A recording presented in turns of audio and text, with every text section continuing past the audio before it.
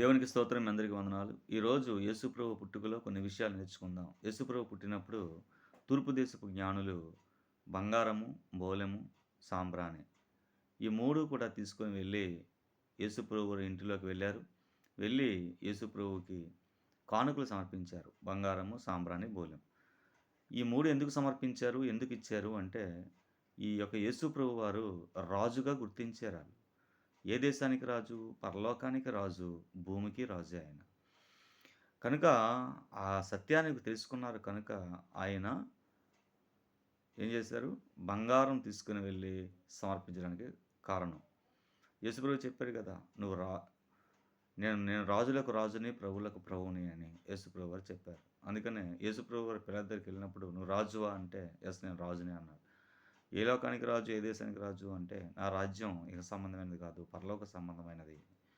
నా రాజ్యం భూమి మీదకొస్తది" అని ప్రభువారు ఉద్దేశం. అలాగే యేసు ప్రభువారు రాజుగా గుర్తెరిగారు.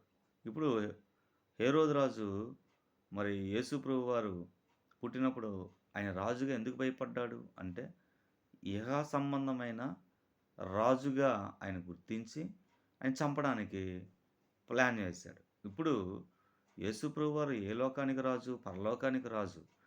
ఆయన భూమికి రాజుగా ఎప్పుడు రాబోతున్నాడు అంటే, ఆయన మళ్ళీ తన వేవేల పరిశుద్ధుల పరివారంతో భూమి మీదకొచ్చి, భూమిని వెయ్యేండ్ల పరిపాలన చేస్తాడు భూమి మీద.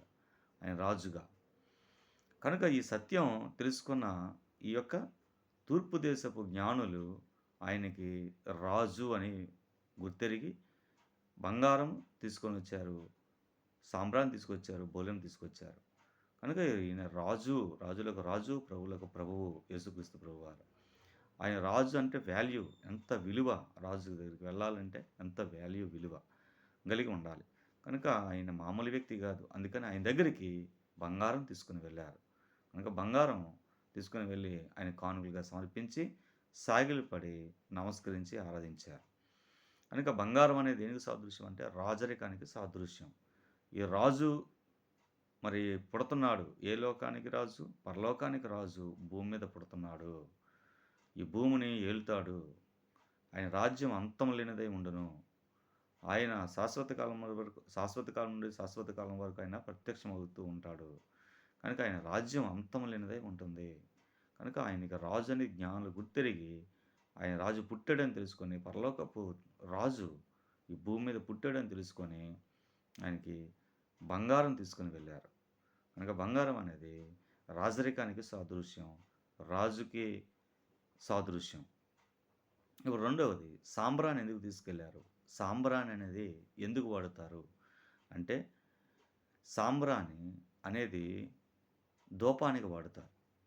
ఈ సాంబ్రాణి చాలా మంచి సువాసన కలిగి ఉంటుంది. ఈ సాంబ్రాణి పాత నిబంధనలో దేవునికి ఆరాధించే సమయంలో ధూపార్తులు అంటే ధూపం వేసేవారు. దేవుని మందిరానికి వెళ్ళి ధూపం వేసేవారనమాట. ఆ ధూపంలో ఒకటి సాంబ్రాణి కూడాను అర్పించేవారు. కానీ ఈ సాంబ్రాణి అనే ధూపం మొత్తం అంతా కూడా మందిరం అంతా నింపబడతది. మందిరం అంతా నింపబడినప్పుడు అంతా కూడా ఆ యొక్క వాసనతో మగ్ధులవుతారనమాట. మగ్ధులవుతారు. దేవుడు ఈ సాంబ్రాణి ధూపాన్ని పాత నిబంధనలో అర్పించమన్నాడు. ఇప్పుడు ఈ జ్ఞానులు దేనికి సాంబ్రాణి అర్పించారు అంటే, సాంబ్రాణి అనేది మరి ఆరాధనకి సాదృశ్యం. అంటే ధూపానికి సాదృశ్యం. సాంబ్రాణి అనేది ధూపానికి సాదృశ్యం. ఇక్కడ మనకి స్తుతి ధూపము, రెండవది ప్రార్థనా ధూపము. ప్రార్థనా ధూపము, స్తుతి ధూపం అనేది బైబిల్‌లో ఉన్నది. ఇప్పుడు ఈ సాంబ్రాణి అనేది ధూపానికే గుర్తు. ఇప్పుడు ఈయనకి సాంబ్రాణి ఎందుకు అర్పించారంటే, ఈయన మొత్తం అంతా కూడా ఈయన యొక్క జనన, మరణ, పునరుద్ధానాలు కూడా సాంబ్రాణిలాగా మొత్తం అంతా కూడా వ్యాపిస్తది.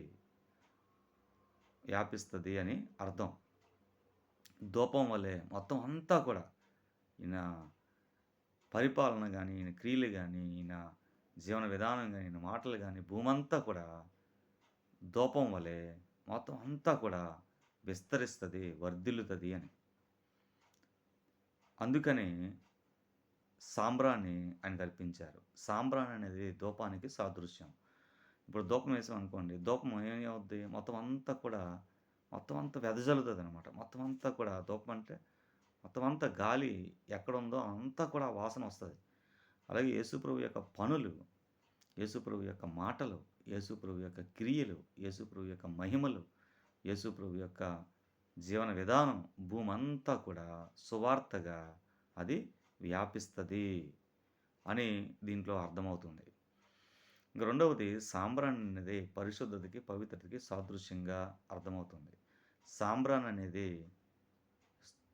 స్తుతి ధూపానికి సాదృశ్యం. అంటే స్తుతి ధూపము అంటే ఆయన్ని పొగుడుతారు.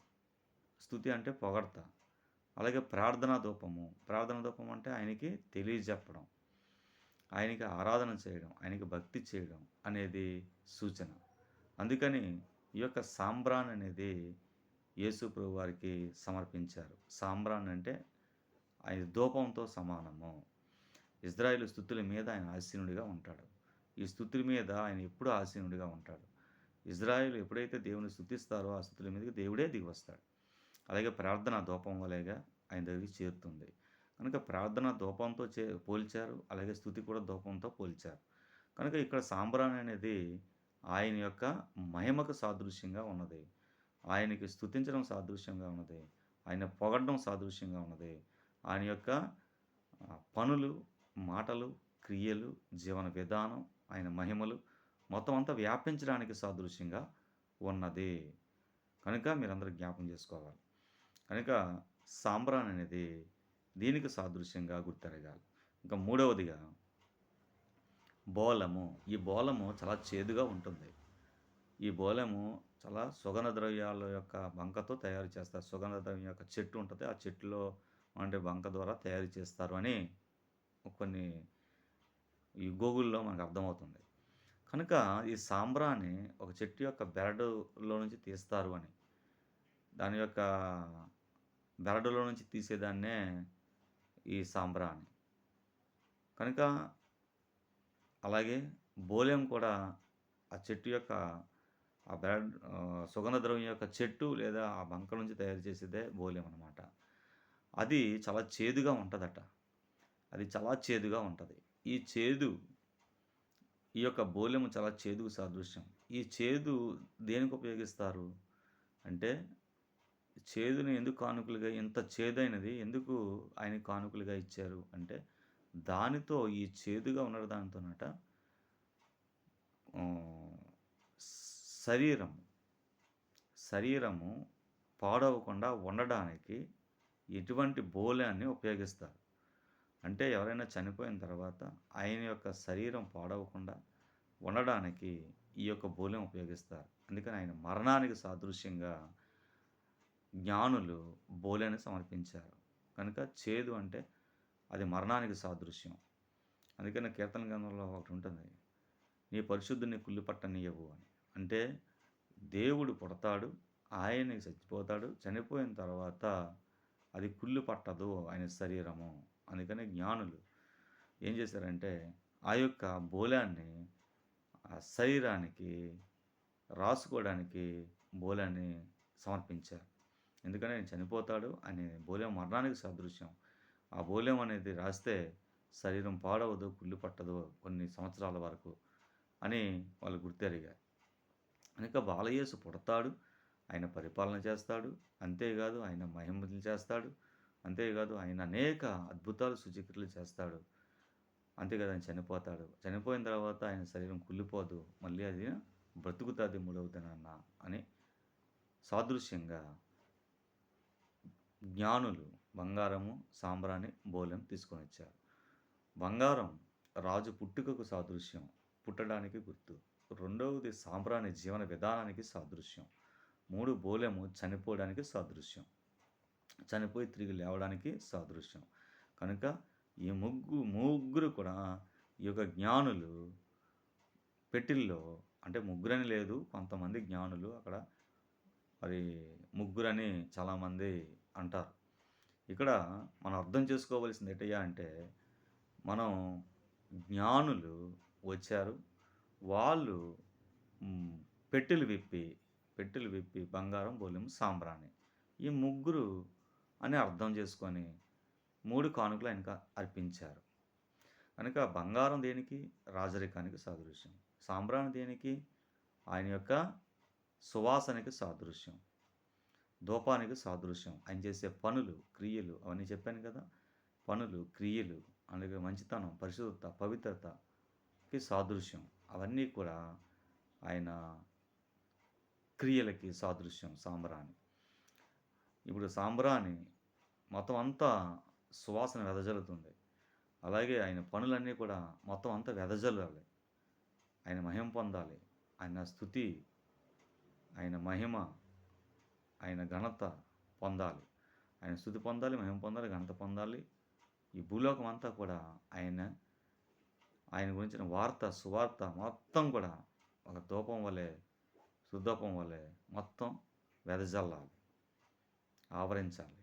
అందుకని సాంబ్రాణి జ్ఞానులు ఏం చేశారంటే తీసుకొనొచ్చారు. మూడవది బోళెం. ఆయన చనిపోతాడు కనుక ఆయన శరీరం కుళ్ళిపోదు.